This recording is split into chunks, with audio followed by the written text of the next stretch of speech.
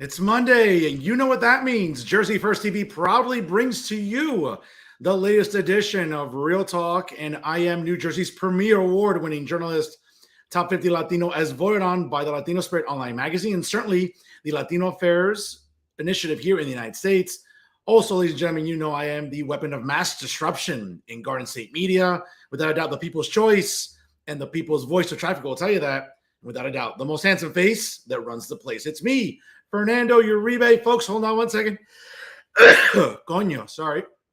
And I want to welcome you all here on this, the 30th of October. Happy Halloween Eve, ladies and gentlemen, here on the latest edition of Real Talk. And certainly I want to thank you all for tuning in from wherever and however you may be doing so right now on Facebook Live via StreamYard, also on the Jersey First YouTube page, and of course on all of our social media platforms. Folks, again, as a reminder, in case you don't do it already, make sure you like Real Talk with Fernando Uribe on Facebook. Of course, also like Jersey First, in addition to following us on Instagram and Twitter, and also subscribe to us on YouTube. Great programming, great content brought to you by Jersey First TV every single week. And of course, wherever you get your podcast, whether it's Spotify or SoundCloud, download Jersey First and take it with you wherever you go during this fall season, whether you're going to early voting, whether you're visiting that annoying in-law, whether you're just visiting your boyfriend or girlfriend, going to the gym, walking your dog. Hey, we're always on our smartphones. Well, guess what? Since you are, take Jersey First TV with you at all times. And ladies and gentlemen, I cannot say enough how proud I am to be on the dream team of Garden State Media, folks. Yes, Jersey First TV, always educating and empowering our residents here in the state of New Jersey.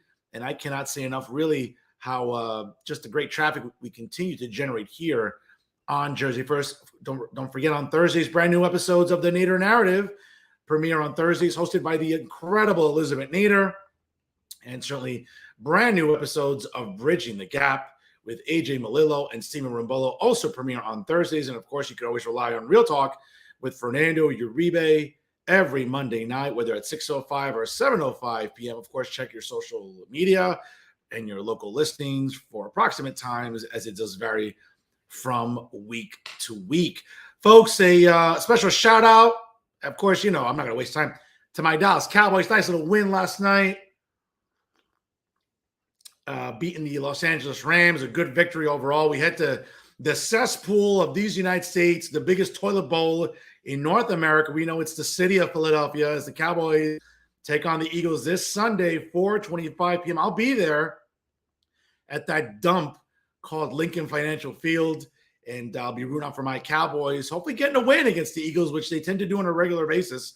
So we'll see this Sunday. Folks, always, as you can see, I am rocking that pink since it is October. It is still Breast Cancer Awareness Month, and I cannot say enough how proud we are to participate here on Jersey First. And of course, you'll be happy to know, and I'll tell you a little bit more about it later on in the program. But this past Thursday, we were able to celebrate with wonderful weather the latest edition of a professor's quest to save breasts at the world-famous Lolitas in North Bergen, New Jersey, along River Road. And we raised almost $4,000. Yeah, you can see it right there. This past weekend to benefit Making Strides Against Breast Cancer. Since it's still October, you can still donate online, folks. Contact me right away, as we'll be finalizing donations, as October is still Breast Cancer Awareness Month. I'm still rocking that pink, and why not? And show support for the American Cancer Society. I'll tell you more about that later on. And folks, also, you want definitely stick around for final thoughts, because I will have a lot to say about Jay Laster and Insider NJ and the ongoing disservice that they continue to do to us on a daily basis. And of course, the latest propaganda piece by little JJ is no exception to that characterization. I'll tell you more about it later on in the show. That and much more, folks. But tonight we have a wonderful double main event here this evening. Election Day is 8 days away. You have a lot of choices, ladies and gentlemen, on the ballot coming up legislatively. And without a doubt, in Central and South Jersey, there are a lot of winnable seats where lifelong Democrats have been sitting there in Central and South Jersey doing absolutely nothing but destroying the state, along with enabling the emperor, Phil Murphy. But hopefully next Tuesday, that changes a little bit. And one of those districts I've been keeping an eye on is Legislative District 19. And joining me now is one of the state assembly candidates running in LD19. And apparently she's a big fan of the show. And why wouldn't you be? Folks, she's the great Marilyn Colon. Join us here on Real Talk. Marilyn, how are you? Good, good. Thank you, Fernando. Thank you for having me. I appreciate it. And folks, again, sharing is caring.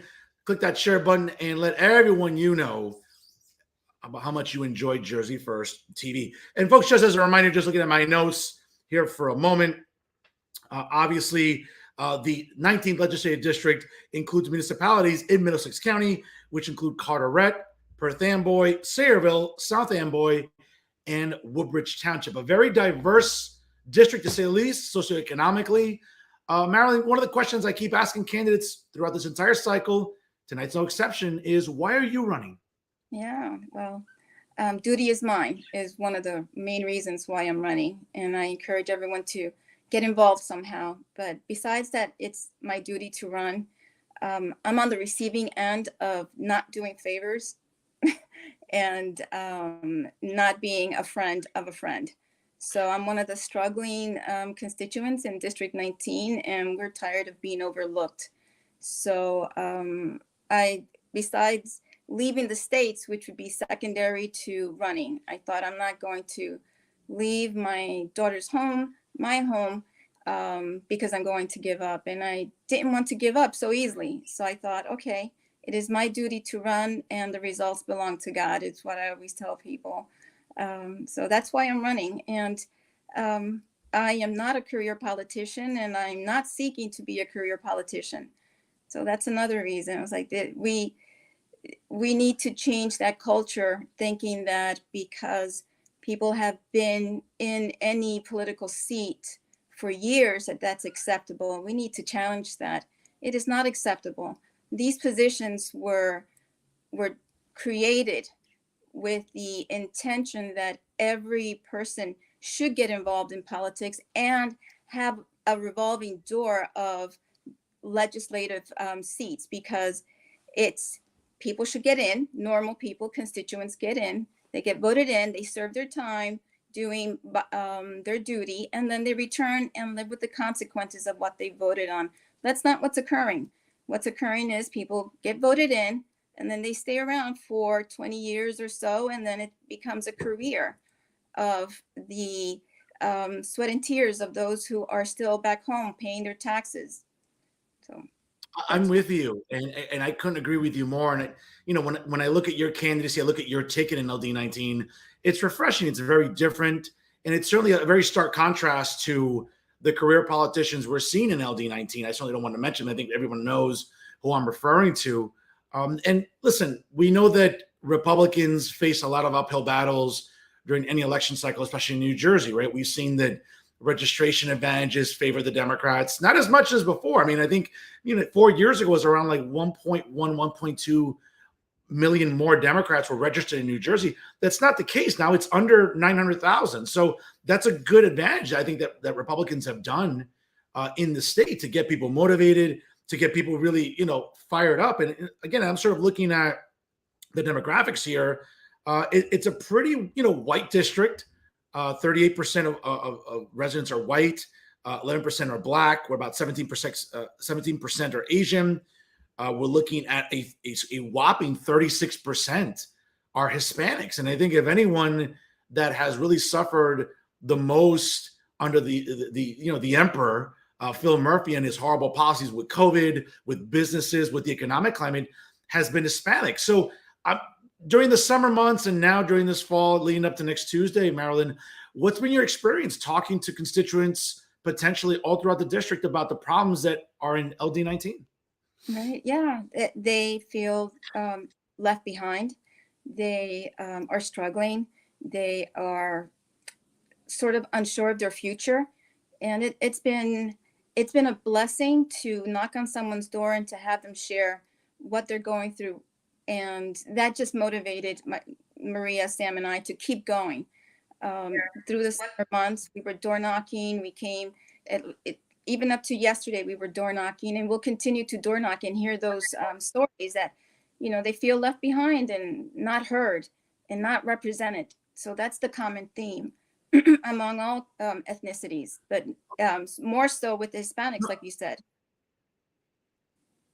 Absolutely. And again, if anyone has really suffered, whether it's Hispanic owned businesses, Hispanic families, their children, certainly suffering from learning loss during, really having the state shut down for almost 2 years, and the detrimental impact that's had on our children.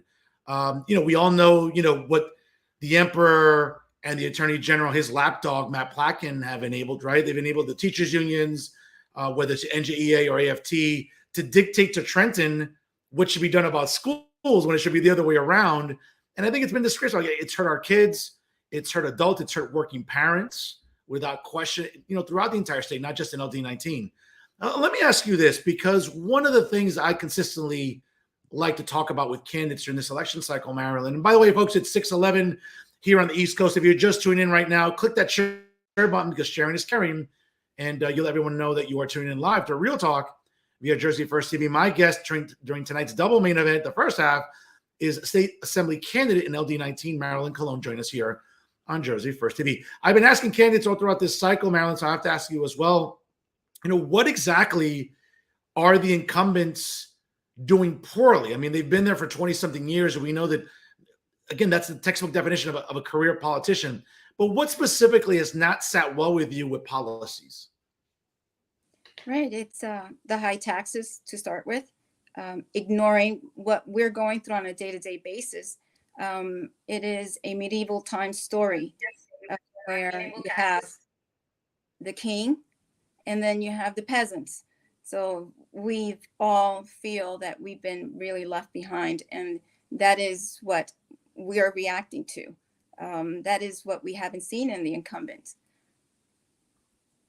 Now, when we think about this cycle, I think that it's fair to say that it's always like the same issues, right? It's property taxes, which was kind of interesting because I know that the Assembly Speaker was on another media show this past week and talking about the Anchor program and property tax relief. And, what a coincidence that the Anchor checks are coming like literally like this week, right before Election Day, right? And, no coincidence whatsoever that the checks happen to be coming in November and not sooner. But having said that, it's insulting to my intelligence and to yours, Marilyn, to everybody at home, because that's our money. It's like those are essentially our property taxes and our tax money that, oh my God, how generous of the emperor and the Senate president and the Speaker of the Assembly to give us back our money. Oh my God, I should be on the floor like being so grateful. And it's insulting that more and more people aren't calling out the administration and calling out the Senate president and the Speaker when, again, it's our tax dollars.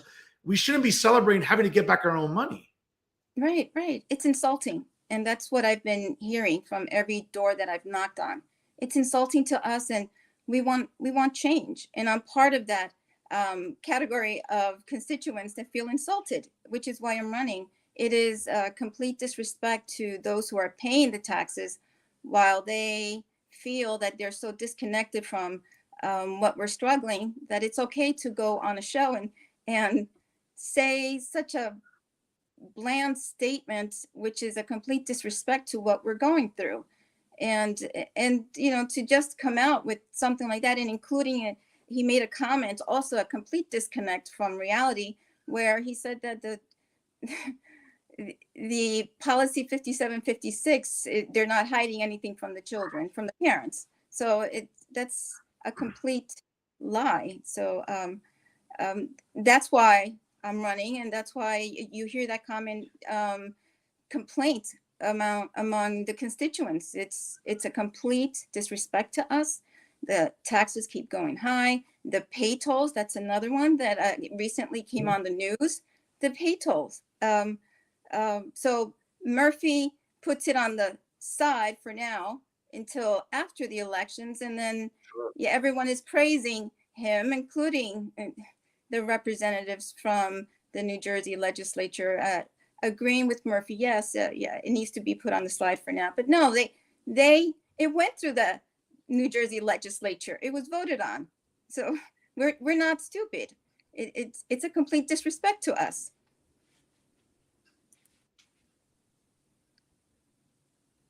I'm sorry, Fernando. I think we're frozen.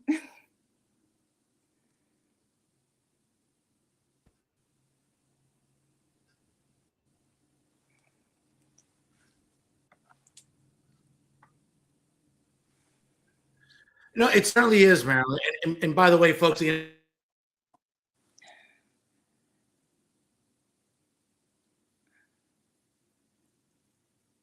yep, my apologies, folks. It's I have Verizon Fios.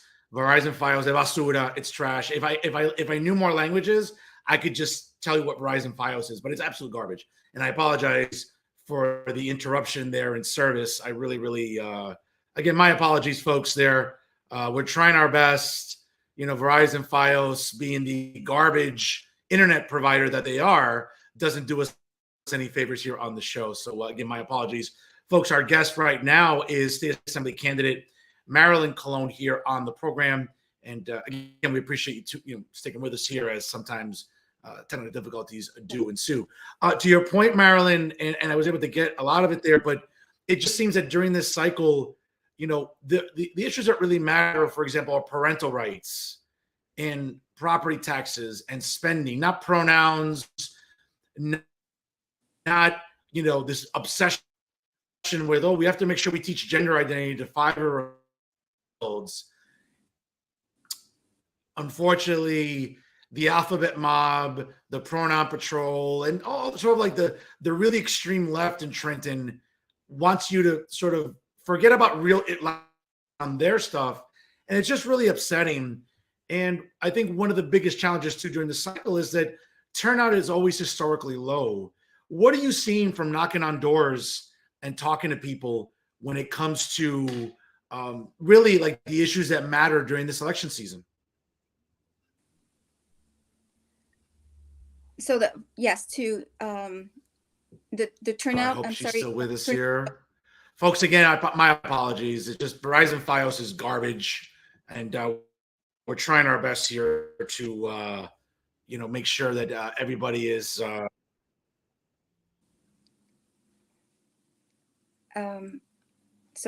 if you don't mind stating your question, it was hard to follow your question, Fernando.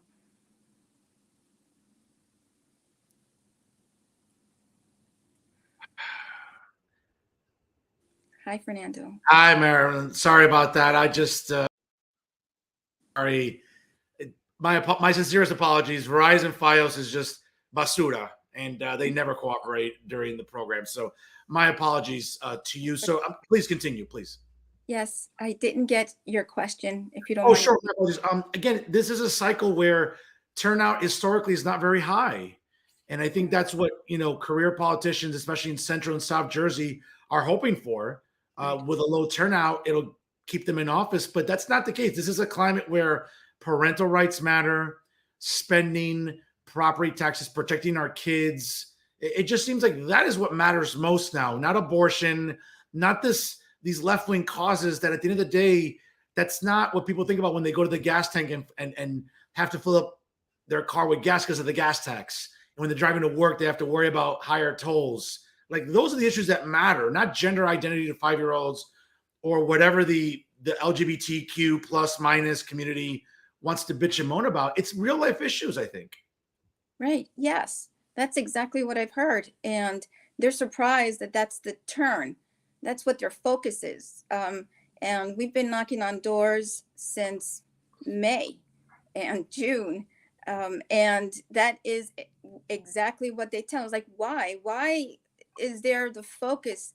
Why intervene? Why is the government intervening in parental rights? Why is the government intervening to this level when it should be, the school should be, for example, dedicated to educating in math, biology, sciences, what we need to focus so the children don't get left behind as well. But that the focus is completely off target. And that's exactly what I've been hearing. And it is a low turnout year, but we've been door knocking and we've been bringing awareness to every single constituent that we are able to knock on the door. And we're trying to a common theme of response, the same type of response throughout District 19. We are left behind. We've been left behind, and we don't want to be left behind any longer. We are better than that. I don't disagree with you at all. And I listen, I would argue even further to further your point that voters have options in 8 days. And Mhm. there's a lot of career politicians in Central and South Jersey, not just in your district, LD 16, 11, 34, 36, 38, that are just sort of relying on, well, we're the incumbent party. We don't have anything to worry about. And that's not the case. I mean, New Jersey is in bad shape. Again, we have just look at the numbers here. And we have the highest property taxes in the country at an average of $9,260. Okay. The state budget is getting fatter than some of these Victoria's Secret models that they're employing now to model underwear and lingerie. And it seems like Trenton is more concerned with, coddling, consentiendo, illegal immigrants, illegals, and things of that nature, where there needs to be more responsible behavior in Trenton. That's not the case. Like, right, the governor likes to talk about money and responsibility and what is going on in Trenton, but it's not like we've ever had a surplus because of cost cutting or auditing or looking at the budget and things of that nature. Like, that's not the case, No, and it just seems like Republicans have to do a better job this cycle and in 2025 also too, to motivate independents. I think at the end of the day, yes, Republicans will come out to vote, hopefully. They don't always do that. They sometimes get a little tribal, right? But I think now more than ever, this is where Republicans have to really motivate independents to come out, not just this week during early voting, vote by mail, but next Tuesday physically in person to vote. Because without independents, Maryland, Republicans don't really have a chance in a state where, the liberal media in New Jersey never ever holds Governor Murphy accountable. I don't want to hear nonsense from some journalists that will say, well, we're trying to hold people accountable. No, they don't do any of that stuff. They don't. I'm the only one that does it. Myself, Matt Rooney, okay, Ryan McDonald, a very few select conservative journalists. And it's not even about conservative or liberal, like real journalists that ask the tough questions, not just like getting the governor on and, oh my God, I have the governor on, and like they blow a load in their pants because they're so excited. No, do your job. Ask the tough questions. That's not happening, Maryland. no, it's not. So we know that. So that's why we've approached this with, we want to represent District 19. It's not that we want to represent only one party. We went into this knowing that those who were not represented are all of us, not just one party. It's all of us. Even those who align with the Democratic Party, they're not being fully informed either. They're not being made aware of what really is going on. So they're being loyal with their vote. So our approach has been to target everyone, not just one party, because we want the voters to, all of them, to go out and vote, to take that participation, go and that is their duty, to get involved somehow. And the minimum you can do is go to vote. So we didn't want to just go door knocking or just target our messaging to the Republican Party. We're conservatives, but this is about representing everyone, not just one party. Yeah, and listen, and I think we see the job that Trenton Democrats are doing, the leadership. I mean, they're forcing people to leave the state. People are relocating to states that have better weather, obviously, but just better economic climate. Never mind the physical climate, the economic climate. Florida, Georgia, the Carolinas, Texas. I mean, those great states that are governed correctly, where you don't see all this nonsense where Phil Murphy wants to make New Jersey the California of the East, and we all see what a disaster California is. So it's just funny to me when Phil Murphy, for example, talks about climate change and talks about, well, we need to replace gas stoves and we need to make sure that we have electric cars. Meanwhile, the emperor flies around in a private jet. And by the way, folks, private jets emit the most CO2 into the atmosphere than regular airplanes. But, the emperor doesn't want you to know that because he'd rather hope that you just stay stupid and not realize that.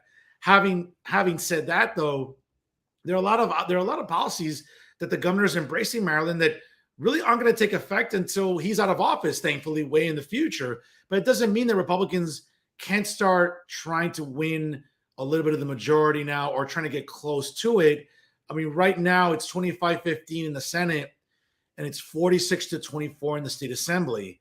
I'm concerned, as I always am, and this is why the New Jersey Republican Party doesn't like me, is because I call it out like it is. This is an opportunity for Republicans to win some seats. Do you and your ticket feel confident that that your message can resonate with independents specifically, and even some Democrats that aren't happy about the leadership? Do you feel confident you and your ticket can do that? Yes, we've been communicating, talking to, like I said, all parties. It's not just limited to the Republican Party.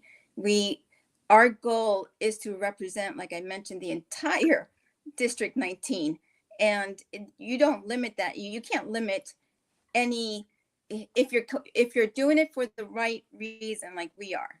If you're doing it to really create impact and to bring change to New Jersey and to bring change to District 19, you don't limit or cut off your arm. You don't limit your goal to only target the Conservative Party. We want to, like I said, represent everyone, and that's our messaging, and we've been door knocking on every door. So yes, I understand we have a challenge that, because again, the party in power has been working really hard to create that division. They've been having Murphy call us knuckleheads, and putting us aside. No, he's supposed to be the governor for the entire state, not just for one party. And we really want to get away from that. That's not how these political positions were made. They were made to represent your constituents, not just one party. And that's been our messaging from the beginning. And that's how we've approached it. We are non-career politicians. So our goal is to really make a difference for District 19 and New Jersey. And like I said, you can't get that done if you're just limiting yourself. Absolutely. Folks, it's 6:26 here on the East Coast. First half of tonight's double main event is State Assembly candidate in LD19, Maryland Cologne. We have the second half of tonight's double main event coming up in just a little bit, so stay right where you are. Of course, we'll have final thoughts, folks, as well as some other special announcements here on the show. You definitely want to stick around here. Sharing is caring. Click that share button and let everybody you know how much you enjoy Real Talk with Fernando Uribe via Jersey First TV. Marilyn, I'm pulling for you and your ticket next Tuesday. Hopefully you'll be taking the oath of office in January. Should you be victorious next Tuesday, what do you want to focus on in LD19 once you take office in the state assembly? Are there any bills you have in mind? Are there any specific areas, infrastructure, services for seniors? What specifically do you want to focus? Like, what do you want to sink your teeth into should you, again, hopefully take office in January? Right. I would really like to start with reviewing the emergency acts. And so that's one. Two, there have been a couple of resolutions that are still pending in committees. They're great resolutions in committees, but because they don't align with the current Democratic majority, they don't even get voted out. Even like the Convention of States, I'm a member of Convention of States. They have a resolution for years with over 10 sponsors, I believe. And it hasn't been brought out to vote because the majority is the Democratic Party, though we do have Democratic sponsors, but it's not what the focus is. The focus is pronouns and lowering the age of consent for behavioral health by Vitali. That's, really, really intruding on parental rights. So I would like to review what's pending in the committees. They're really good resolutions there. I would like to really focus on bill reform and focus on anything that would review how the tax codes within New Jersey, and to make sure that we can afford to stay in New Jersey without having going through a program like the Anchor program or the Stay program, which is just having your money come back to you, dollars of what you've contributed to tax money. So that's just at the top of my to-do list. There's many more. Listen, I like the agenda for sure, and I certainly like the initiative. Marilyn, a little bit more about your background. I know we spoke off the air before. You are of Puerto Rican descent. A little bit more about your background, your family, what got you interested in politics, things of that nature, please. Yeah. My parents came here in the 50s, and they worked really hard during a tough time here in New Jersey. And my dad started off picking tomatoes, pumping gas, and my mom working in factories. And they loved living in New Jersey. They just loved it. They really embraced the American dream. They worked really hard to send me to private school. I grew up in Irvington, New Jersey, and they Okay. worked really hard to send me to private school. And even growing up, they influenced me in such a positive way, full family love and support. And I went to college in Puerto Rico, the Inter-American University, and I got to know my culture there as well. I lived 9 years in Puerto Rico, and then I came back to New Jersey. And I've been living in Central Jersey for maybe 30 years or so. So I have a beautiful daughter. But so what got me involved is for that background, or that growing up with my parents' love and seeing how they embrace the American dream, and to see what's going on now, that a lot of people are not either embracing it or seeing it, or even erasing that history of those that came before me, also pushed me to get more involved with politics. And I started with Convention of States. They trained me. And I so love that organization. They became my family, and they support me, and they really push you to get to know the government at a local level, instead of just focusing on the presidential election or anything in DC. They're like, the problems start at a local level, and that's how they redirected my attention to focus on the local level. And so that's how I got involved. Listen, all politics is indeed local. No question about that. Right. Before I let you go, though, Marilyn, a quick little quiz here, a little fill in the blanks, as they say, about Marilyn Colon, and really not just knowing the candidate, but the woman. Favorite cuisine that is not Puerto Rican? Favorite cuisine that's not Puerto Rican, I would say eggplant parmesan. I just love it. Oh, it's Italian. Okay, very, very nice. So red wine or white wine? I don't drink wine. Okay, interesting. Okay, favorite liquor of choice then? I don't drink liquor, I can tell you. I don't. Okay, interesting. Okay, well, all right, good to know. Well, listen, then you'll never have to worry about hangovers or anything else. Good stuff. Good girl there. Are you much of a sports fan? No. No, tampoco. Okay. I just gotta ask. Okay. Favorite American president? Abraham Lincoln. Why? Oh my goodness. Well, of course, for what he's known for, the freeing of the slaves, but what he went through growing up, really, it wasn't easy. Life wasn't easy for him, and he failed many times, Yeah. and he struggled, and he confronted so many challenges that life was really hard for him. But he was faithful to God, and he was faithful to what his mission was. So that, from learning about his history early on as a little girl, impacted me. And also, his birthday is the same day as my birthday. So Wow. February 12th. So it's always what he did for us during a really tough time, also for this country, Sure.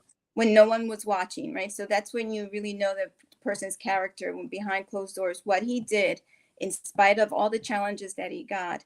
I hope that one day I can be even as close to doing what he did behind closed doors, just focused on really bringing rights to and freeing the slaves, and everything that he did around that, and the Civil War. And let's be honest, this is a guy who lost more than 10 elections. So if Yeah. anyone is the definition of persistence, it's our 16th president, Abraham Yes. Lincoln, to say the Yeah. very least. So a great choice there. And Marilyn, for our audience right here, any important website information, social media handles about you and the rest of your ticket? Yes, we have a great website, NewJerseyDeservesBetter.org. Visit us at the website, and we're active on Facebook, and reach out to us on Facebook, Messenger, even through our website. We would love to hear from everyone. So yes, how you can reach us.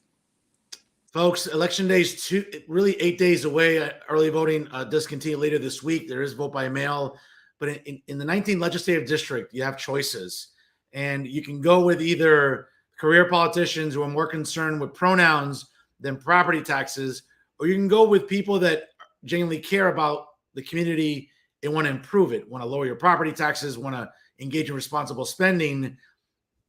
She's one of your options, folks, there in LD19 next Tuesday, along with her ticket. And certainly, I'll be rooting for you guys. I'd love to get you back on the show, hopefully maybe later on this fall, maybe towards Christmas time, or even in January, hopefully, when you're taking the oath of office as the new Assemblywoman in LD19. So, Marilyn, really, I want to thank you for your time. And I appreciate you being a fan of Real Talk and also being a fan of Jersey First TV. I'll give you the last word here tonight.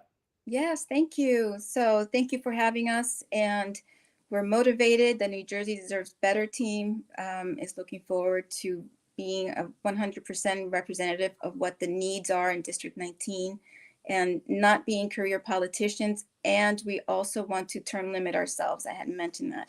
We want to make sure that we get the job done. And if it can't be done in 1 or 2 terms, then better people need to be voted in. But in that term or those terms, those 2 terms, the most, it needs to be done. So New Jersey does deserve better. So join us and vote for us. Dale, eso o que yo quiero oír 8 days away, as they say, definitely on election day. So, folks, she is Marilyn Colon, State Assembly candidate in the 19th Legislative District. Again, one of your good choices coming up on election day to hopefully make New Jersey a little redder in the legislature. Marilyn, best of luck to you. And if I don't see you anytime soon, I'm not sure if I'll see you during the League of Municipalities coming up in Atlantic City, or maybe even before that, or Thanksgiving or Christmas. Best of luck tomorrow.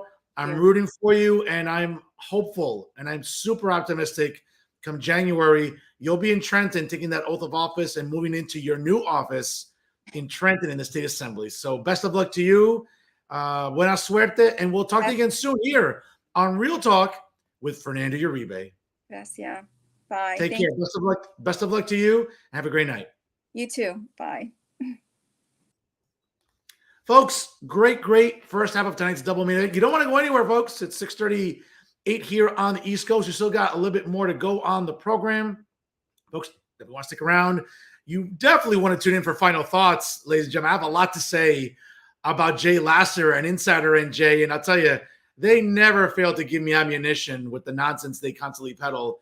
You definitely want to stick around for that and some other very important, heartwarming announcements as well. But folks, it's election season, 8 days away. Yes, at the top of the ballot, all 120 legislative seats are up for grabs. But what tends to go unnoticed during this election cycle is Board of Education elections, county commissioner elections, and at the local level, in some instances, some mayoral elections, and also some council elections. And you know what? In the wonderful township of Bogota, great area in southern Bergen County, folks, there's a great mayoral and council race that I've been covering, and I'm really the only journalist doing so. Because again, here on this show, as a journalist, like I do what's called work. You know what I'm saying? Like I'm actually working, right? I know the journalists don't know what that is, but here on this show, that's what I'm doing, covering the issues that matter most to you and covering the races that matter most to you as well. And right now is no exception, folks. Joining me now during the second half of tonight's double main event, ladies and gentlemen, he is a candidate for the town council in Bogota, New Jersey, and apparently a big fan of the show. Folks, let me welcome Mr. Michael Connors here to Real Talk. Michael, how are you? Hey, Fernando, how are you? Yes, good. Big fan. I appreciate that. It's nice to have fans there, sir. I'm a big fan of you. Obviously, this is the trifecta. I've had the opportunity to interview everybody on your ticket.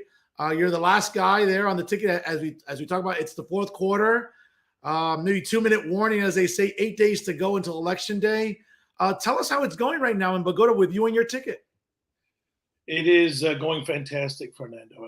Again, I just want to start by saying thank you for all of the exposure that you've kindly given us. Well, you're more than welcome. You're more than welcome. Yeah, Danielle Fidi, who's running for mayor in Bogota, myself, who's running for council again, having served 2 terms already as a councilman, and Marco Navarro, who is just a wonderful new addition to our team, young gentleman, young father in town, just a great individual, like-minded person, just knows the issues, and is very, very, very strong when we meet people going around the town of Bogota and people ask us what the issues are, and and ask us where our stances are. But again, I just want to start with thank you for hosting us and giving us this opportunity. Well, listen, I'm confident you guys are gonna win next Tuesday, so I'll have you on regularly, and you'll just have to come on when I ask you to. I mean, I think it's really that simple, right? I'm just joking. I'm certainly happy to help out candidates, and it's interesting though, Michael, as I talked about with my previous guest. In a time where it's not the sexiest of election cycles, as they say in New Jersey. At the top of the ballot certainly are all 120 legislative seats. Again, some county commissioner races, some board of education races, all equally important, of course. But I think what really goes unnoticed is, these local races and mayoral elections, council elections in a great town like Bogota, which I think, people forget about. It's sort of like that hidden gem in southern Bergen County. It's very accessible via, Route 1, Route 80 is nearby, the Parkway, Turnpike. I mean, it's a great place to shop, great place to live, great place to send your kids to school. What am I missing about the description of Bogota? Well, it's a small town, as you said, and it is the gem of Bergen County. We believe it is. It is a wonderful community where most people are working class people. My wife and I were both teachers, recently retired in the South Bronx for many, many years. We made that famous trek over the GW Bridge every morning to do our jobs in New York City as New York City DOE teachers. But Bogota is a fantastic small town. It has so many great people that live here, and like most great towns, it's the people in the town that make the town. We've been fortunate the last 10 years to have a fantastic mayor in Mayor Kellerman. Unfortunately, Mayor Kellerman is stepping away for a little bit to focus on his business and his growing family. He's recently a grandfather again, and he's taking a break after 10 years. I think 10 years serving any community is a fantastic achievement, and it's people like Mayor Kellerman and hopefully our future mayor Danielle Fidi, who is Miss Volunteer. She is just a fantastic candidate for mayor of Bogota. She has all the qualities that you could ask for in a small town mayor's race. She's super qualified. She's an environmental lawyer. She knows how to work with people on both sides of the aisle. And she's someone who gets things done. There's lots of people in this world, Fernando, as you know, that love to talk. And when it's time to get things done, they don't get things done. They just love to hear their own voice. But the reality is that Danielle Fidi and Marco are 2 great people. I'm so proud to be running with them. And hopefully, as you said, November 7th, we will get the ticket across the finish line. It's going to be a tight race, though, Fernando, really, really tight. It could come down to 50, 60 votes. Well, let me ask you this, because, again, you mentioned Mayor Kellerman obviously choosing not to run again. And how does that happen in a town like Bogota, where it seems like, again, just looking at some numbers here, I mean, it seems like Democrats outnumber registered Republicans in the town by a certain margin. How does that happen? I mean, I know that these local races are nonpartisan per se, where isn't a party affiliation sort of like on the line on a normal level. But how does that happen in a town that's predominantly very Democrat voting? How does that happen when you get a Republican mayor, for our viewers to understand? Right. Well, actually, in Bogota, Fernando, we are on party lines. So I'm running as a Republican. Obviously, our Okay. ticket is a Republican ticket. Yeah. Mhm. And you are correct. It is a very, very uphill climb. We have pretty much three Democrats to every one Republican. What saves us and what gives us the opportunity to be successful, and we have been very successful down through the years, is number one, we work very hard. We're out literally, we were out the middle of July, Fernando, knocking on doors. And We had a people hot July. We had a yeah, hot July, let me tell you. yeah, we were in shorts and t-shirts. It was very casual. And we were knocking on doors, and we kept telling them, we know the election's a long way away. At least it feels like that for them. But the weekends come, the weekends go. Everyone's at work during the week, but we work our tails off. That's number one. Number two, we appeal across all party lines. We don't make it about politics in our town. We keep the national stuff where it belongs, which is in Washington. Yeah. Of course, so we appeal to obviously independents, and we appeal to common sense Democrats that know us as people, because it's a small town, and they understand that the right people belong in the spots, whether they're Republicans or Democrats or independents, in that matter. So we're very fortunate that people judge us for the most part. Of course, you have people that no matter what, Fernando, will go into the booth and they'll just pull the D lever every time, Yeah. which is unfortunate. And there's Republicans that do that too. But for the most part, we get great support from independents and common sense Democrats that know us as people and then judge us as that and elect us because they know we're the most qualified people. Mike, let me ask you this, because it's funny to me that we talk about this election cycle, and you're right. I think issues in Washington need to stay in Washington, and certainly issues in Trenton to some extent should stay in Trenton. But it trickles down. It trickles down to the municipalities, the townships, and we see the atrocious job that the emperor is doing. My cute nickname for Governor Murphy, of course, his lapdog Matty Platkin, the Attorney General, another useless public official in Trenton. It just seems like this is a cycle where in legislative seats, for example, the big issues coming around during this cycle is parental rights, pronouns, all this other stuff that many on the left are really championing. But I mean, that's at the end of the day, those aren't the important issues. I mean, at the local level, it's about property taxes. It's about spending at the local level. Or is the police department properly funded? Should we be hiring more police, more fire, more EMTs? Should we be hiring more teachers? I think at the end of the day, those seem like the kitchen table issues, I think, that resonate in a town like Bogota. Is that fair to say? It is fair to say, but people are aware of what's going on with Governor Murphy as regards what he's doing. And I'll give you one example. What he's doing with our school system and trying to push this woke agenda, whereby our fifth graders and third graders and kindergartners are being forced to learn things and being taught things that should be taught by parents. And what I'm specifically talking about is what they have coded in coded language called health standards. Now, the viewers out there that don't know what health standards are, that is just a fancy way to say sex ed.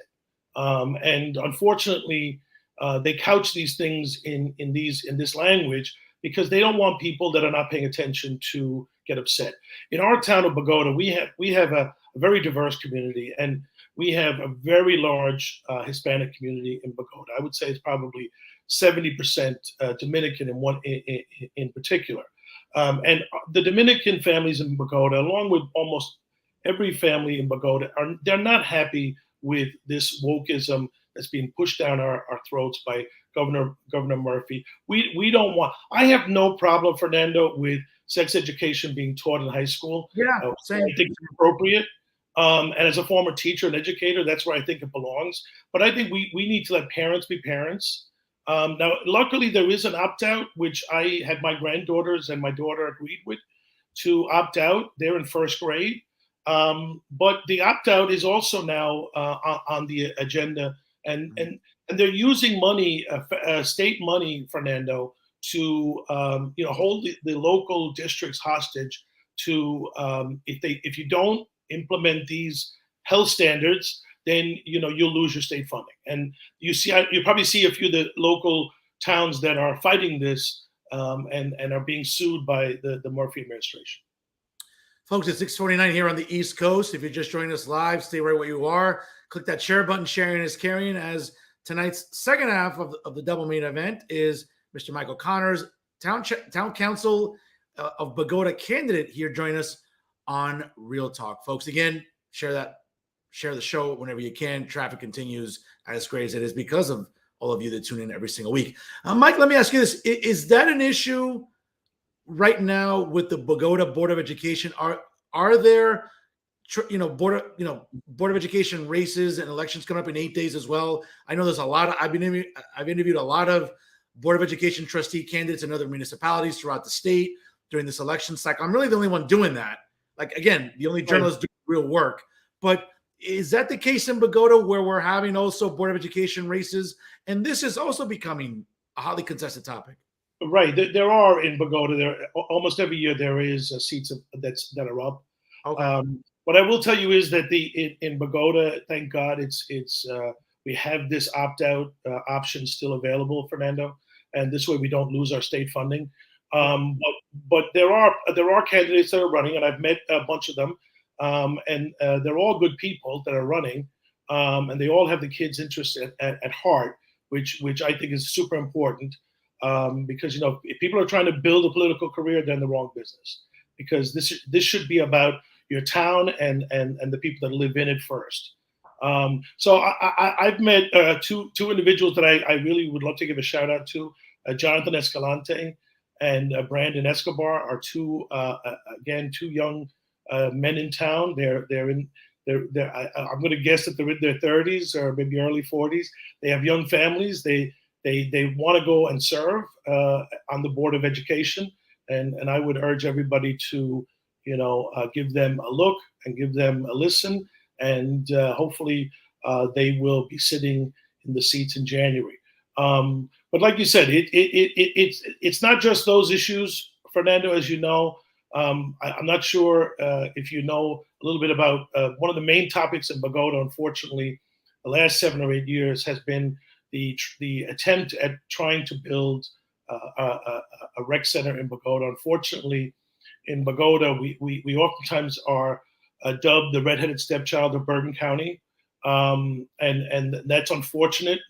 Our facilities in Bogota, although are improving slightly, we still don't have a functioning rec center.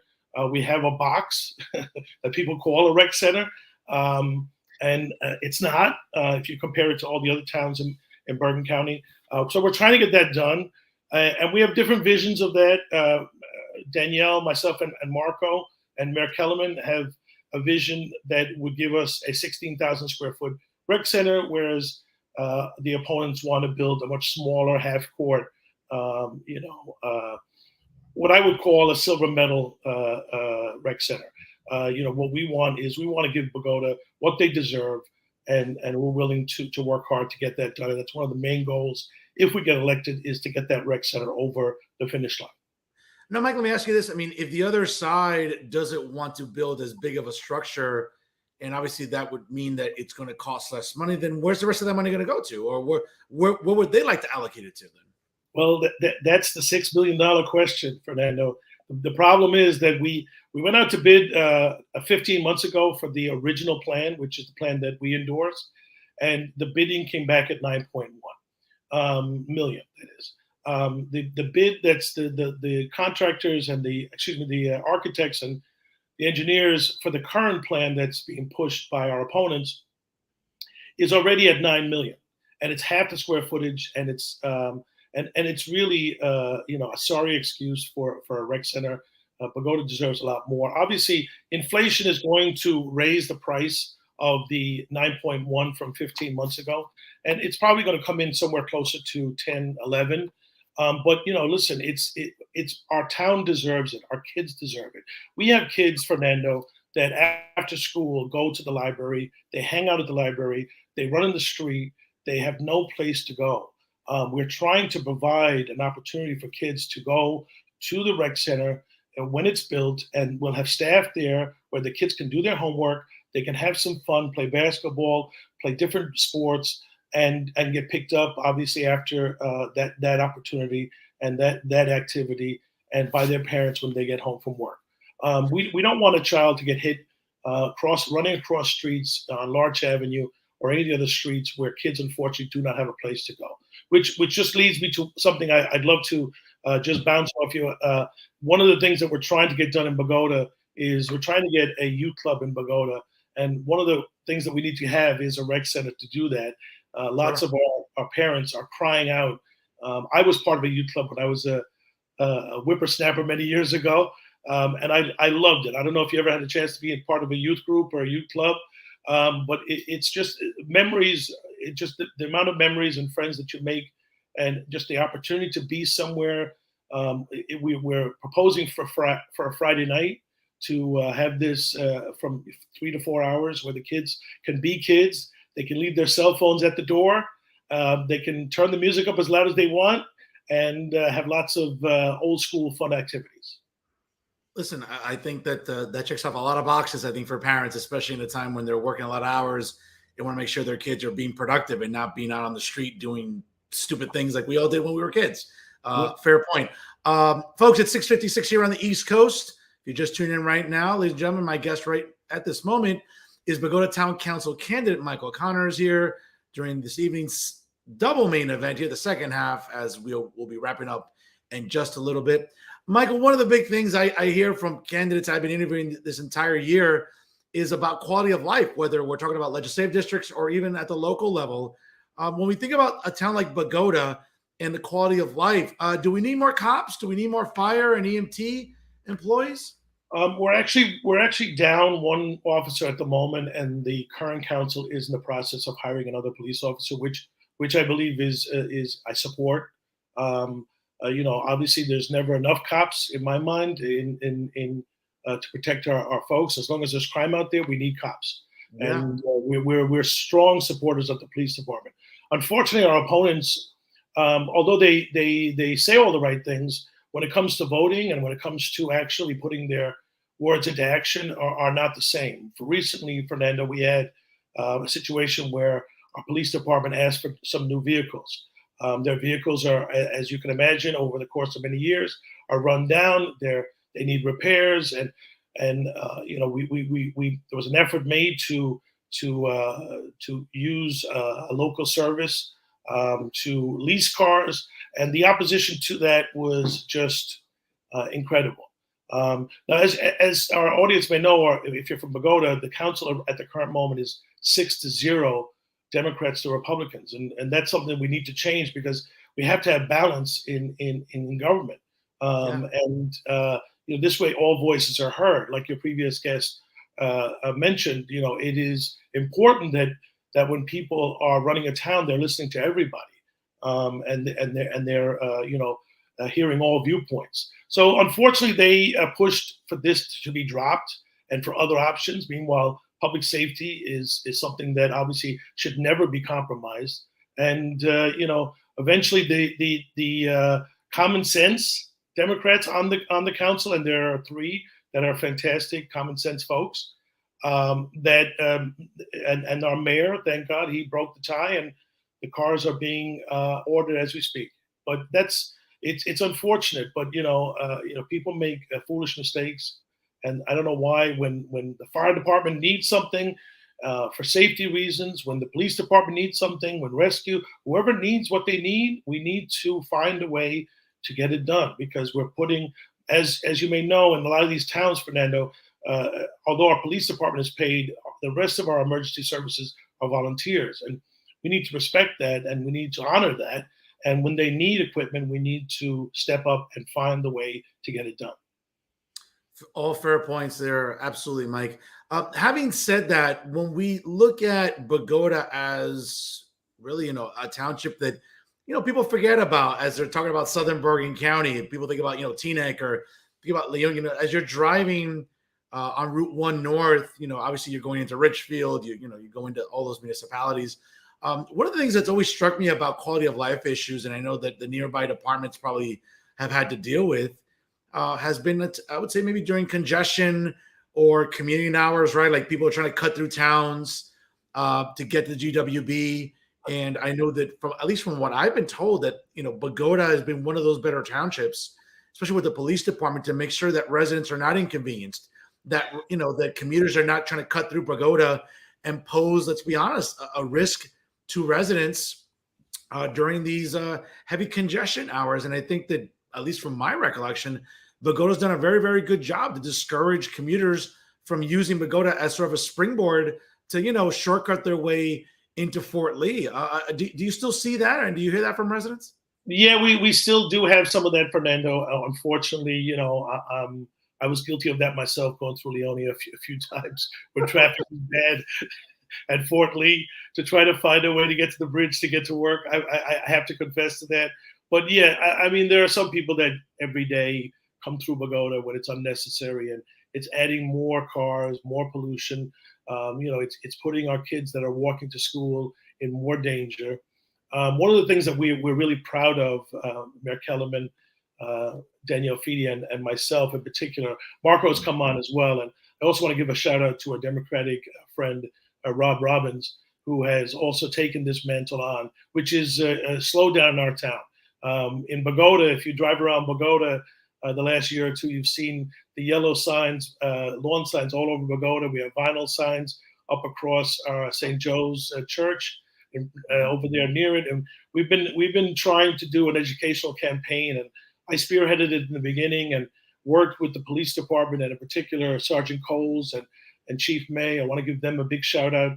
And we've seen a huge improvement in the slowdown in our town campaign in traffic safety, and in particular speeding.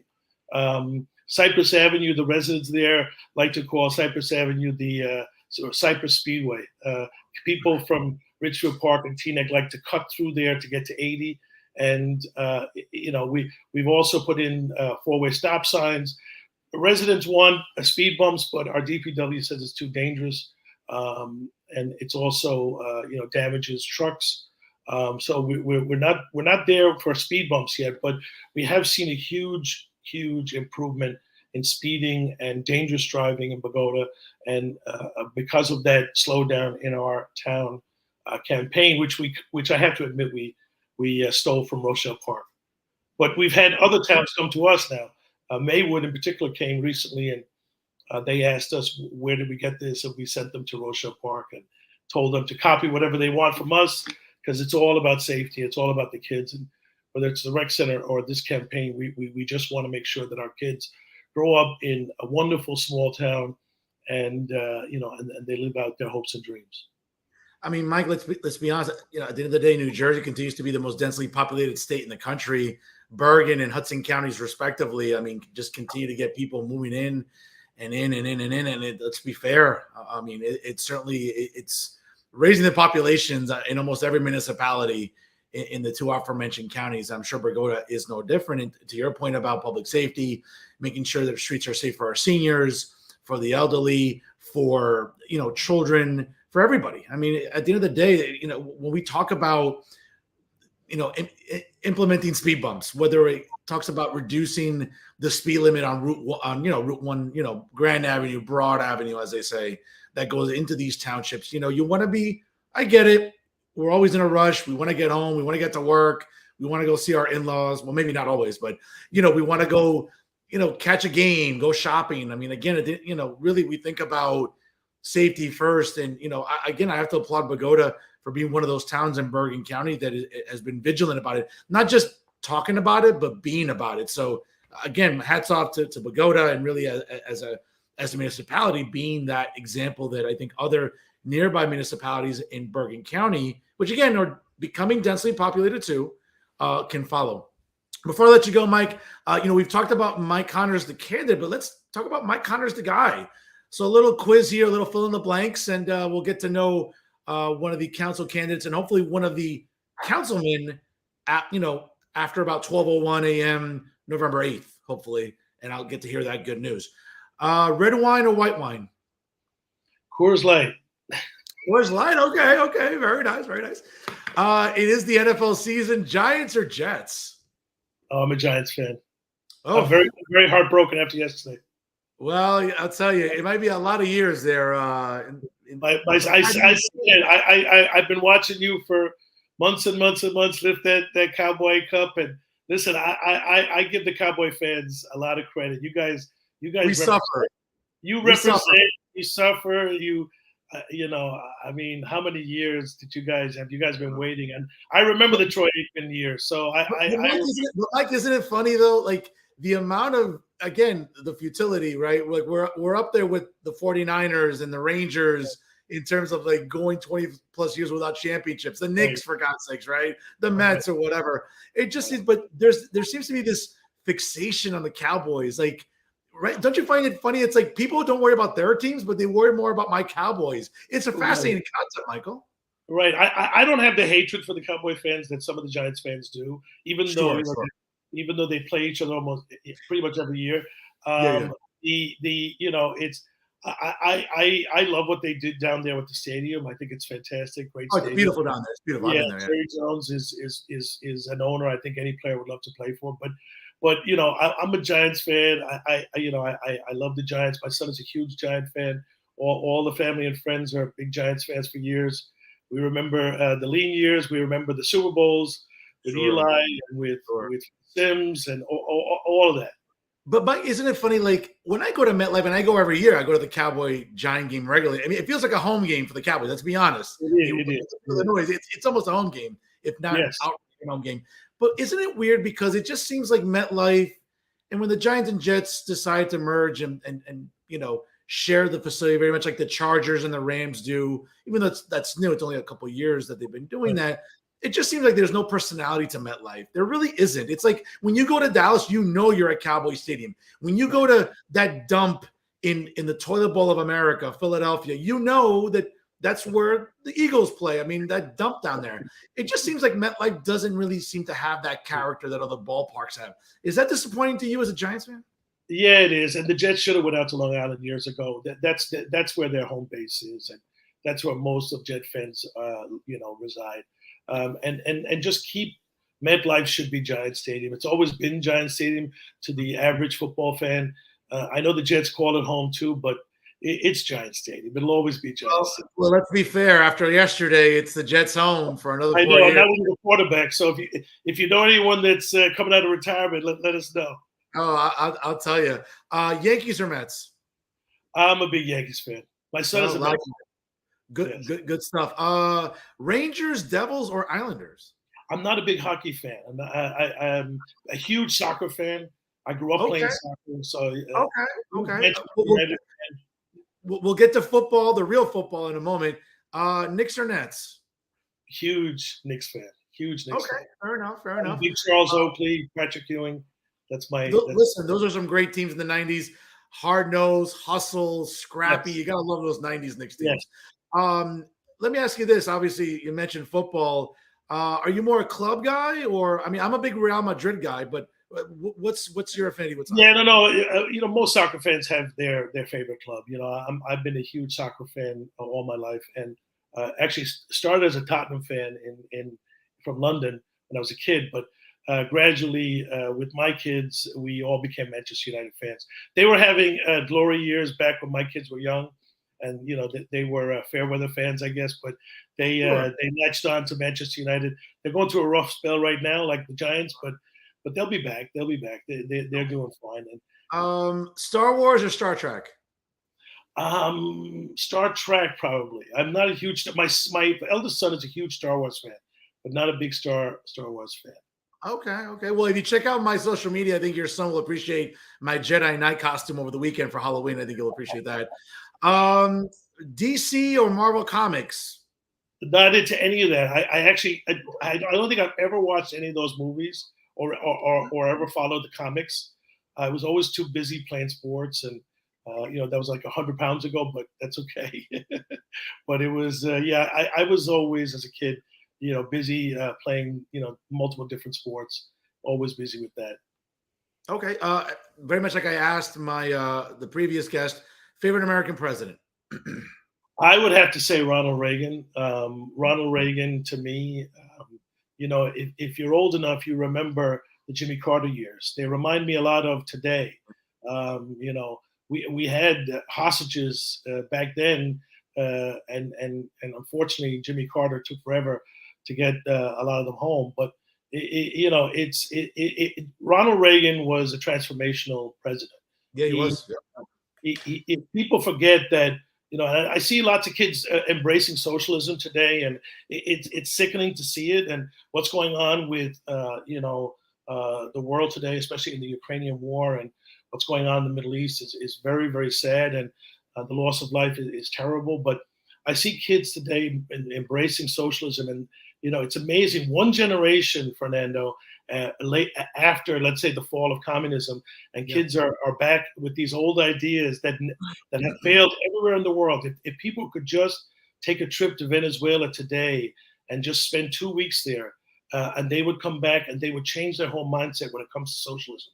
Because listen, Mike, I would love to drive every Bernie supporter, every Democratic socialist. I would personally drive them to the airport, and I'll say, hey, let's send you on a plane, spend a couple months in Venezuela, North Korea, China, Cuba, and I guarantee you when they come back, they'll be begging to come back here. So I really wish we could just dump them all on an island or dump them there. I mean, it'd be nice to keep them there, but if not, just let them live there for a couple of months and realize how good they have it here.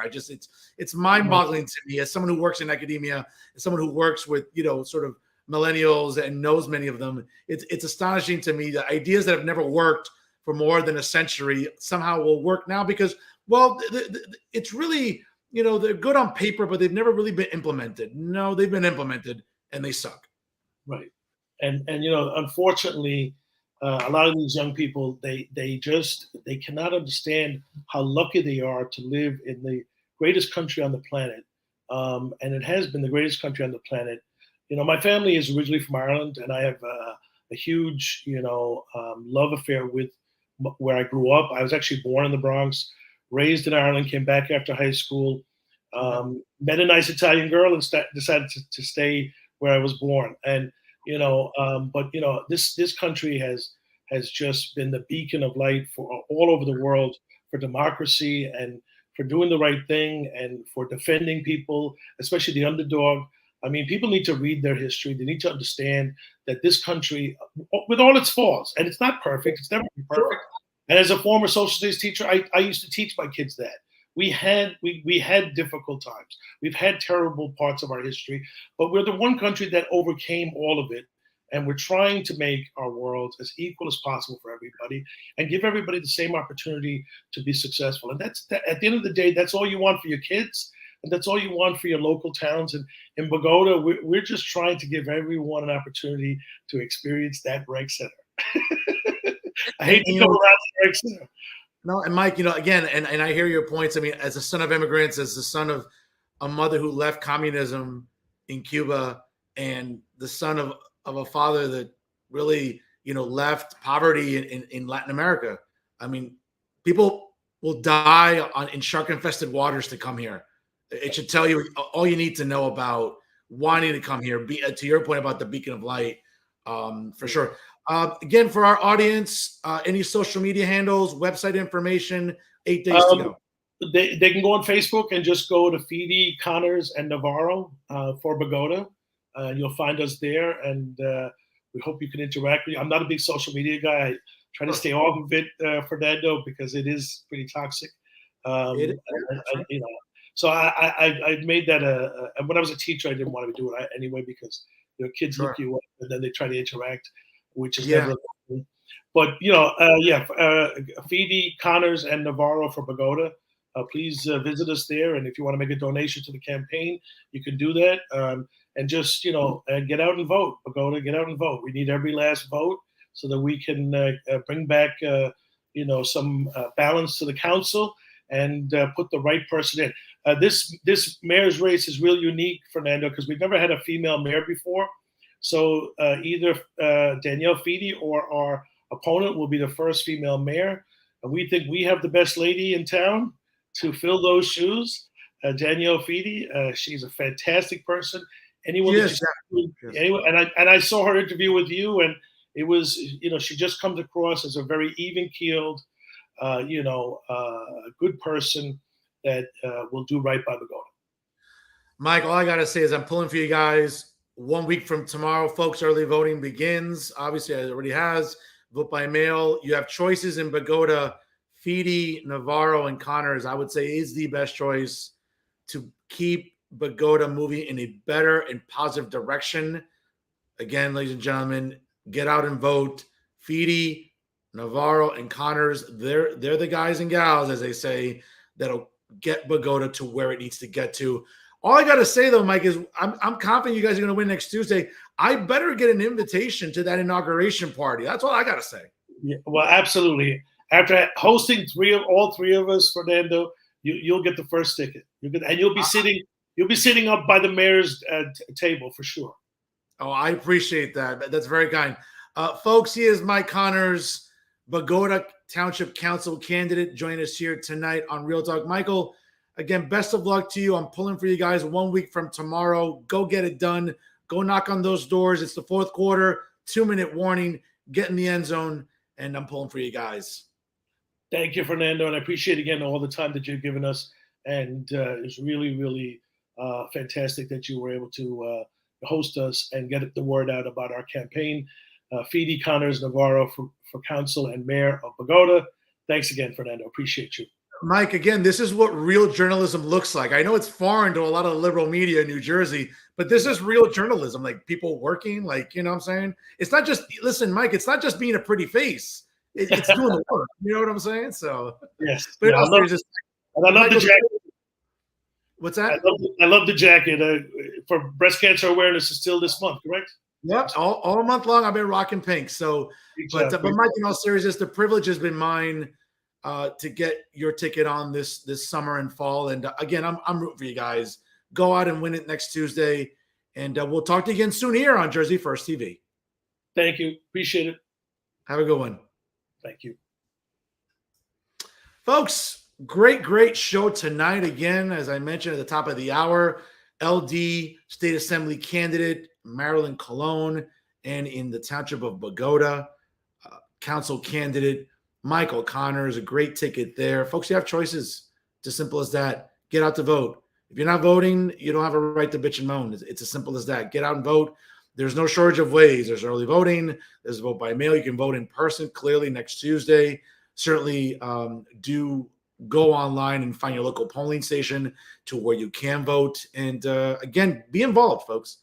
You know, if you don't participate in our democracy, you really lose any credibility to complain about what's going on. Forget about what's going on nationally. I mean, we'll talk more about that in 2024 or even in Trenton legislatively, but at the local level, if you're not involved, if you're not concerned about what's going on in your local municipalities, I'm sorry, you know, I can't take you seriously going on social media and complaining and bitching and moaning and typing away. Get involved.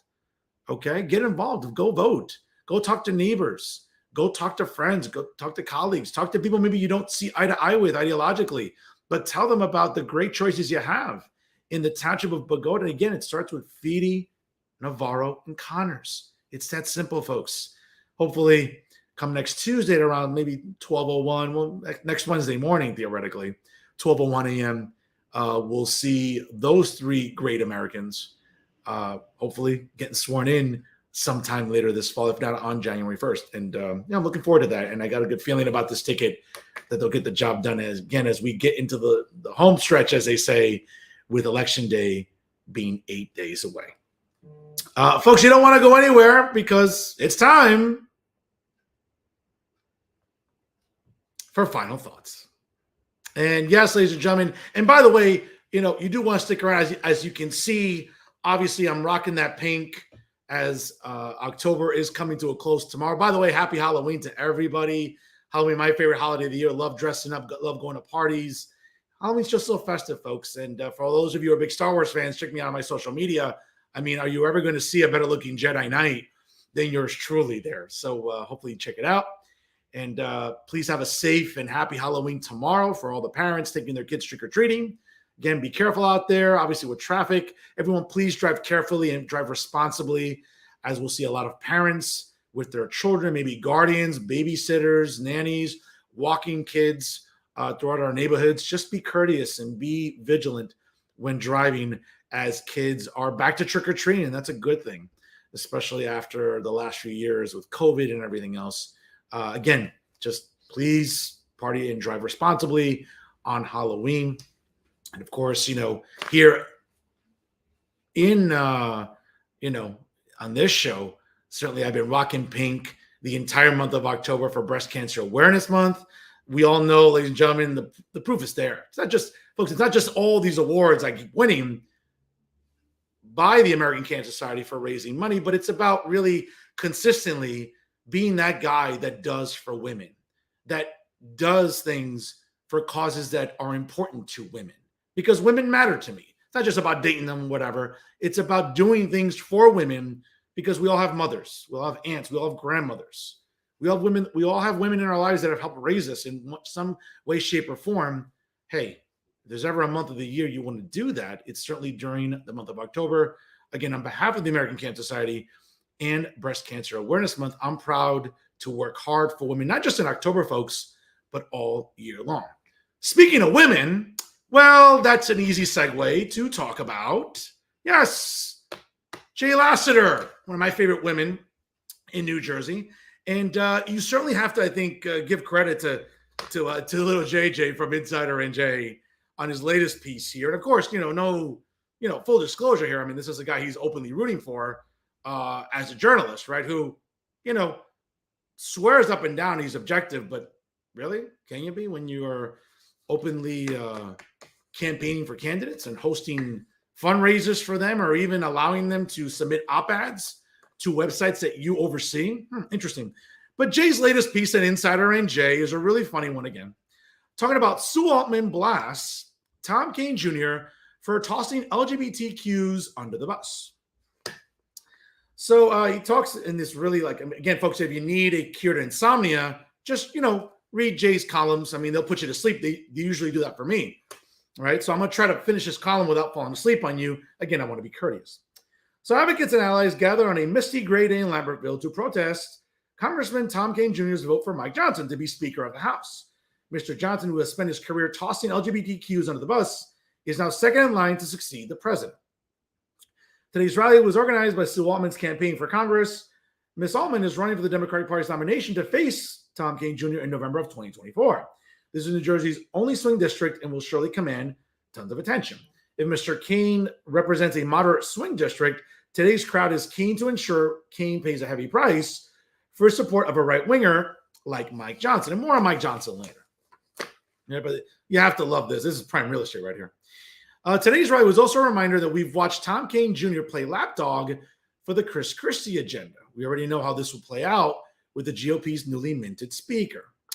The most scathing critiques came from younger advocates. Apparently, the seditious right-wing coup to keep Donald Trump in office, something that Speaker Johnson supported enthusiastically, didn't impress this next generation of LGBTQ activists who are eager to make their mark. Elliot Franklin, who's a spokesperson for the Flemington QTs, an LGBTQ advocacy and mutual aid group serving Hunterdon County and the region. Quote, "We are here to condemn Tom Kane Jr. and his support of Mike Johnson," who told a crowd of 30 or so people. All right.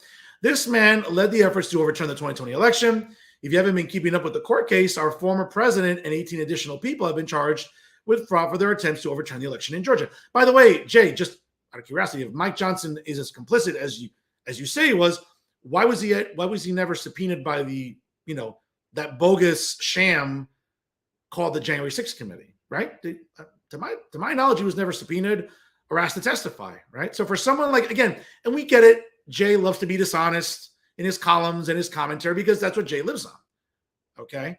But once again, Jay, use this. I know that smoking weed all day impairs this, but at any point in time, was Mike Johnson ever subpoenaed to go to Washington and have to answer for supposedly being either participating or enthusiastically supporting this alleged coup that you're talking about, right? You would think he would have been held accountable, right? As a member of the House of Representatives. Oh, that's right. Don't let the facts get in the way. All right. Lambertville Mayor Andrew Norwick was also on hand. The mayor comes out, yada, yada, blah, blah, blah. I came out 40 years ago during the Reagan administration as a 20-year-old, and this was a time when AIDS research was underfunded. I have friends who died of AIDS. As a gay man, I was fortunate enough to live exactly how I want to live. Good for you. I mean, Andrew, I don't know what to tell you. I don't know. You want a monument erected to you? You want a parade? Again, I don't get this, and some of that is my own personality, and part of it is there have been incredible strides made, both at the federal and state level. My husband and I were married in Massachusetts in 2004, 2 months after it became legal there. We've adopted 3 children and have had successful careers. I think that for me, living openly the best life I could, I hope it's always been my form of repudiation against narrowness and bigotry. And now Antoinette Miles leads the New Jersey Working Families Party. She took a break from canvassing to remind the crowd what's at stake. It's not hyperbolic to say control of Congress might come down to this very race. That's not true, Jay. I mean, bro, you live on hyperbole. Bro, I mean, again, I know I like to bust your balls and call you a woman, but you're bitching and moaning like a woman. Like there's no such thing. Okay. Control of the House isn't going to come down to this district, for God's sakes, bro. You're worse than Latinas in terms of your hysteria and your hyperbole, but more on that later. Mike Johnson's anti-LGBTQ activism goes back years, and for Tom Kean to stand by and vote for him for Speaker is shameful.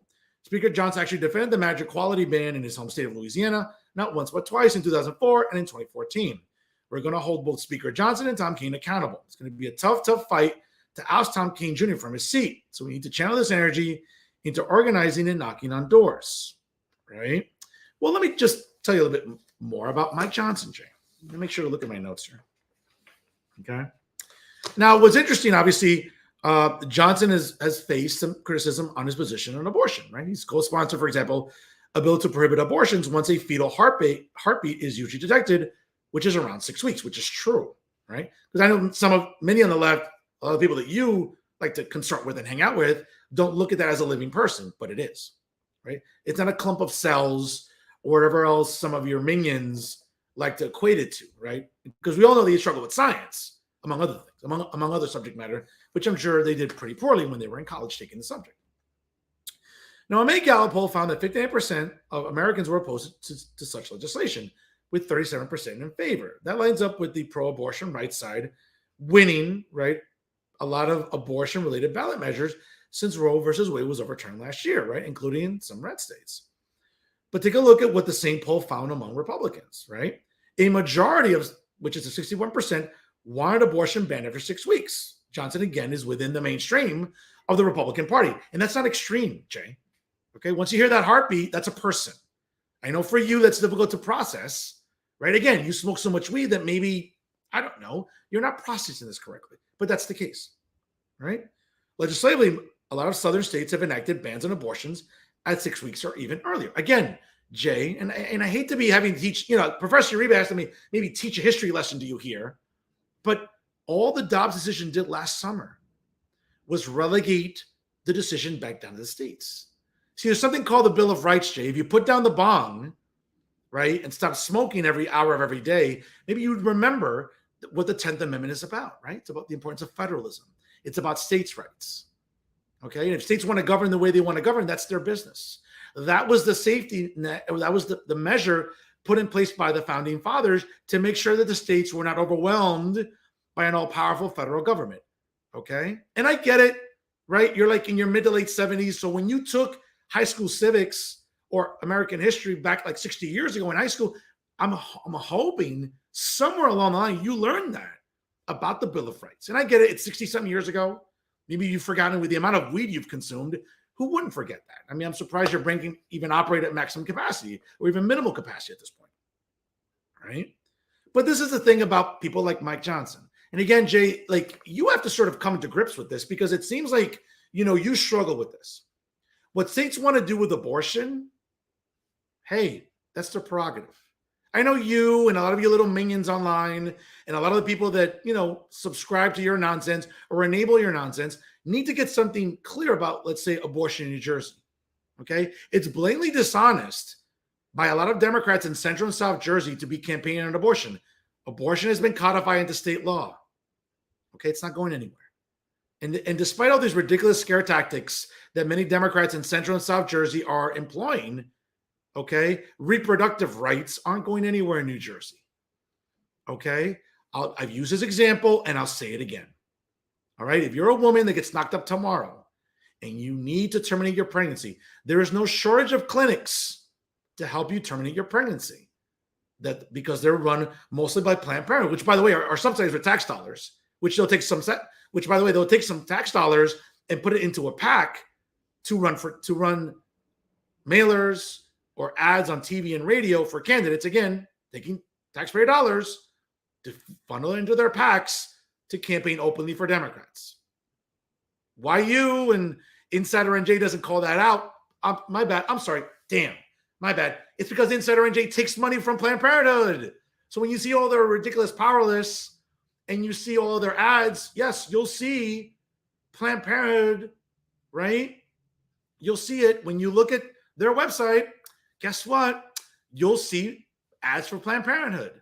But again, that would require Jay to have what's called, that four-letter word that he struggles with, among others, integrity, right? He wouldn't dare call out Insider NJ for enabling Planned Parenthood, right? But again, if you're a woman who gets knocked up tomorrow, guess what? There's no shortage of clinics to go terminate your pregnancy, okay? Even as far along as it could possibly get, you still have that option. So why the hysteria, right? Or for example, right? It's the NFL, hockey is starting, the NBA is back, the baseball playoffs, okay? For a lot of you ladies out there that go out drinking Thursday, Friday, Saturday, especially Sunday fun day, right? And you're drinking yourselves into a drunken stupor, going to bottomless brunches, and let's say Monday morning you wake up next to yet another guy that you regret waking up next to because of poor choices with alcohol. Well, guess what? You can go to your local Walgreens or CVS, or you can go to a Duane Reade and buy what's called a Plan B. I know what it's all about. It's $40-something with tax included because I've had to buy them. Okay, I've had to buy them after some escapades with females. So I know that Plan Bs are readily available. Okay, so for females that are bitching and moaning about reproductive rights, what are you complaining about? You have every option possible in New Jersey, but Jay doesn't want you to know that. Jay would rather virtue signal and enable all the hysteria. Okay, but back to the column itself. Okay, we all know for the record that Jay Lasseter has a pretty good precedent of endorsing really atrocious candidates like John Fetterman, who coincidentally is one of the biggest jokes in the United States Senate. But if you went on Jay Lasseter's Twitter feed last year, he was openly campaigning for clowns like John Fetterman. And we've all learned what a joke John Fetterman is.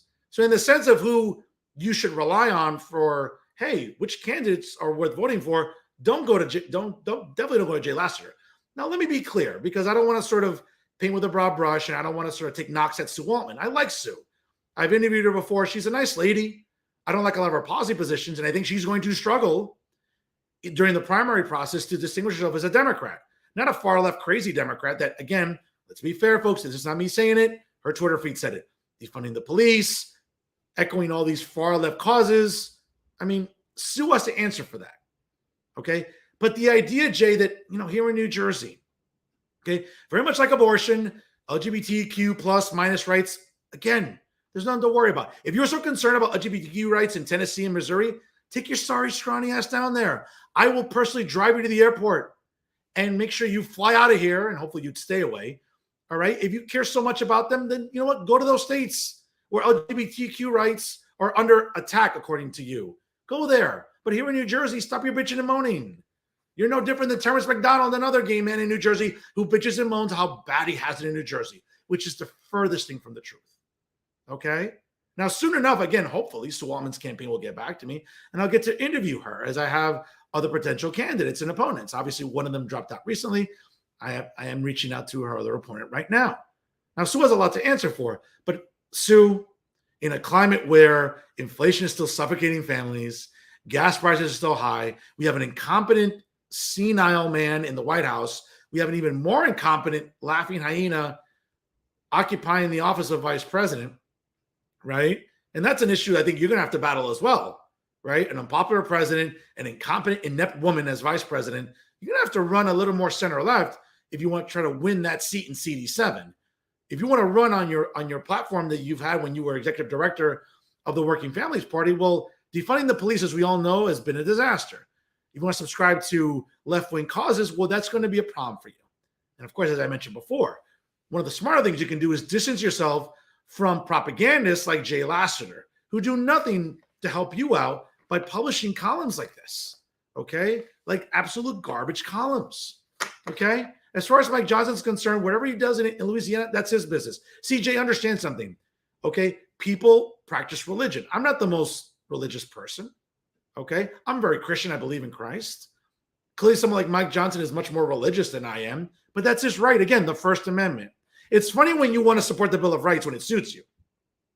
Okay. If that's what Mike Johnson and his constituency in Louisiana believes in, so be it. Guess what? Take your scrawny ass to Louisiana and go support a candidate that may oust Mike Johnson from his seat in the House of Representatives. But bitching and moaning from your comfortable little porch in South Jersey, living off your husband's money, nibbling on his ear every 2 seconds, smoking weed, I mean, that's not really accomplishing anything other than just making you the insufferable virtue signaler that you are. But again, Sue, do better with who you associate with, because that baggage sooner or later is going to catch up to you. Hey, you don't have to run on your record. That's one thing. Okay? Who you surround yourself with and a lot of the trash humans that you do surround yourself with, you might have to answer for that too. It might be an uphill battle, and I don't know if you want to deal with that as we go into 2024. But once again, to Jay Lassiter, congratulations. Again, you continue being the great cure to insomnia, and so does Insider NJ with, again, all the usual columns that we can rely on that cure insomnia on a daily basis. Folks, once again, I do want to remind you all that October is Breast Cancer Awareness Month. As we are closing out the month of October, I am proud to let you know that last week at the world-famous Lolitas in North Bergen, New Jersey, I had the privilege of hosting a Professor's Quest to Save Breasts with Christina Kostovsky, Vladimir Carrero, Sandra Ramirez, and Courtney Gilroy. And folks, I cannot tell you enough. Again, a special thank you to the management at Lolitas, Fernando and Deborah, for allowing us to host a great party. Over 100-something guests. I think it was over 150 guests at the minimum, folks. It was packed in there, both upstairs and downstairs. Okay? But you'll be proud to learn that your favorite philanthropist, ladies and gentlemen, along with the great efforts by everybody in attendance, we were able to raise $3,923 for the American Cancer Society. Again, if you did not have a chance to attend last week, folks, you can still donate online. Look me up on social media. You know all my handles. You know all my contact information. Reach out to me. I'll gladly send you the link, and you can donate to Making Strides Against Breast Cancer, again, as we are still in Breast Cancer Awareness Month. And folks, your donation online is safe, secure, and tax deductible. Once again, I want to thank everyone who attended last Thursday night for a Professor's Quest to Save Breasts, where together we raised $3,923 to benefit the American Cancer Society. Again, it's going a long way because together we can defeat breast cancer once and for all. And again, folks, I've been proud to wear pink all throughout the month of October, raising awareness for the American Cancer Society. Folks, again, I cannot say it enough. Thank you to my two guests this evening, LD19 State Assembly candidate, Marilyn Colon, and Bogota Township Council candidate, Michael Connors. Great interview tonight, folks. I cannot say enough about how special this election season has been. Special programming note, next Monday night at 6:05 Eastern Time, I will welcome State Senator in LD3, Ed Durr, joining me live, and it'll be a lively conversation as we'll be 24 hours away from Election Day, and the State Senate will have a lot to say about hopefully, shaving some seats into the Democrat majority in the State Senate. Again, a lot of winnable seats in Central and South Jersey. Let's flip those seats in LD16, LD11, LD4, LD36, 34, and 38. Let's flip those seats, folks. Let's get New Jersey as red as possible to make the Emperor's last remaining, year and a half in Trenton as unpleasant as possible. We'll continue talking about all these great issues and more, folks, on your favorite program every Monday night live at 6:05 Eastern Time or 7:05 Eastern Time, of course. Check your local listings and social media for the approximate times as we broadcast live every Monday night. And always remember, ladies and gentlemen, if it's unbiased, unfiltered, and unafraid, it's always real talk right here with Jersey First TV. And, for all the good work that we do here and how hard we work to bring you the best information, the most stimulating conversations, and really the most liveliest of dialogues in New Jersey politics, folks, nobody does it better than Jersey First TV. You're welcome, America. Folks, I am New Jersey's premier award-winning journalist, Top 50 Latino as voted on by Latino Spirit Online Magazine, and the United States Latino Affairs Initiative, certainly the weapon of mass disruption in Garden State media. Of course, the traffic will tell you, and I know the haters are watching, the people's choice and the people's voice. And of course, ladies and gentlemen, we all know the most handsome face that runs the place. It's me, Fernando Uribe. Folks, please party responsibly. Happy Halloween to everybody. Again, please drive safely. Watch out for trick-or-treaters. Watch out for parents with their kids. Enjoy Halloween, folks. By the way, let's go Cowboys as we invade that dump, that toilet bowl of these United States, Philadelphia this Sunday. Hopefully we get to smack around those dirty birds down there, the Eagles in Philadelphia. Let's hope so. I'll be there at that dump, the what's called Lincoln Financial Field this Sunday. For ultimately will be the game of the week in the NFL. So we'll see you all again, folks. Please party responsibly. If you can't be good, be bad, baby. I'm Fernando Uribe. We'll see you next Monday night here for Real Talk via Jersey First TV. And thanks for stopping by.